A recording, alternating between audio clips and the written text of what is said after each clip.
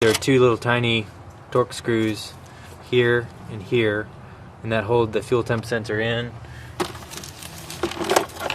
The fuel temp sensor is just this little sensor like that, and it just screws down right here. Okay, so the orientation of this cover is not important. It just goes on, and yeah, there's no marking required on this one. So you just put the screws in, hand tighten them. And these are the screws that don't have built-in washers. You use the built-in washer screws down on the bottom.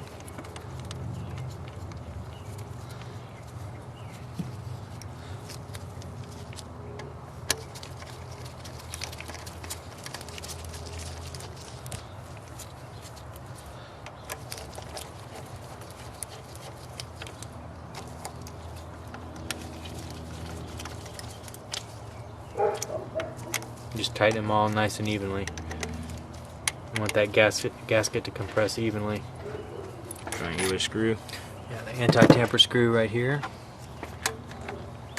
goes down through both the top cap and the bottom quantity adjuster union. We're just going to snug it a little bit to keep it from sucking air when we try to prime it. I'm going to go around and do all of them real quick. Just put a light torque on them. These actually you can torque all the way because we don't need to move these ever again. These we might need to move, so light torque. Would you say it's likely that you're going to have to move the lower union? Yes. Okay. The marks that I made were very rough, and it's a very fine adjustment on the quantity adjuster. For some reason, whenever I do this, the car is usually set at about 10 to 12 when I get it back together, and I need to bump it back down to around 3. Three what? 3 milligrams per stroke. I'm not really sure what that unit is, but yeah. So we're going to make sure we put the fuel shutoff solenoid wire back on and then tighten it down. Now we can put this bracket back in.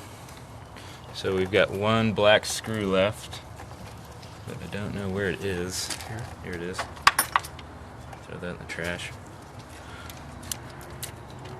Going to run the black screw through the bracket. We have this one 5mm Allen bolt. Secondary hold down for that little bracket.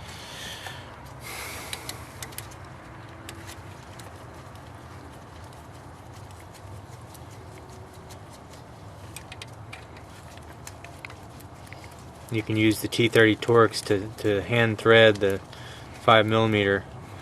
It's the same general size, just don't use it for tightening it down. Go ahead and tighten down that T30. Switch over to the 5mm. Tighten it pretty good. Let's pull all these out of here because we don't need them anymore.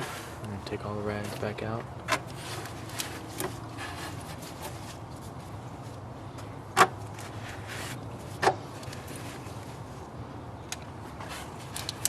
So we did a fairly good job of containing that. We have one more down there. Power steering pump.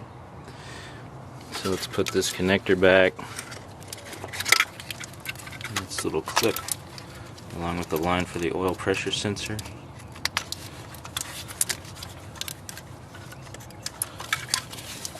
Plug it together. It'll only go one way. There's a rounded end and a flat end. You can see that pretty clearly. So they click. And then slide it back down in its keeper. And then also have one fuel hose up top. I'm going to take the red caps off the injector outlet ports.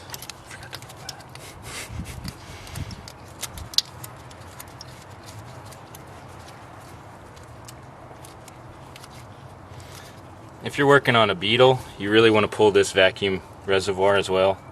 It really gets in the way. Golf Jetta doesn't really matter quite as much.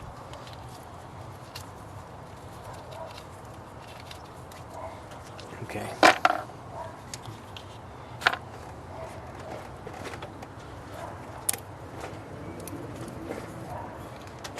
Oops, got that one.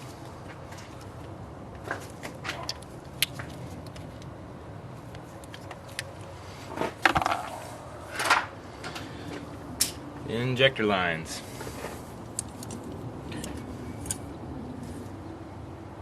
You want to put the back side on first because you can't get to this lower nut very easily when these lines are in place.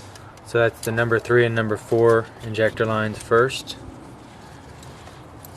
Oh, that's the wrong line.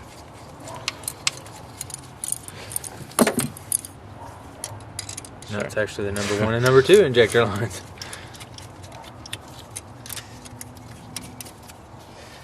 And the way I do this is just get this little flare seated in its spot, and then I run this down. Otherwise, you're running the risk of Cross-threading it. putting a weird pinch in that flare and having a leaky line. It's real important to just hand thread these until you get them completely lined up, because if you put any sort of preload on these lines, they will break. So what I do is just run a little bit of torque up here because I'm going to have to crack them later to prime. Okay. And then tighten these all the way. I might have to come at this one from the bottom to get final torque on it. And as I said, if this line is here, it's really hard to do this. So you're doing the back ports first, which is the number 1 and number 2 cylinders. 2 closest to the timing belt.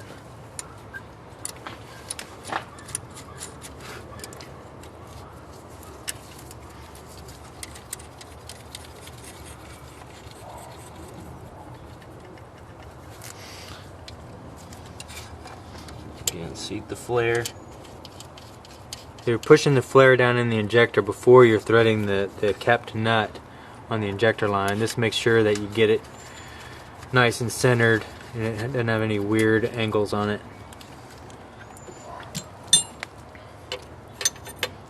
Light torque up there. Go to town on the ones on the pump head. I don't know about going to town, but Well, you know, just get them pretty good. get them tight. All right, we can put this guy back in.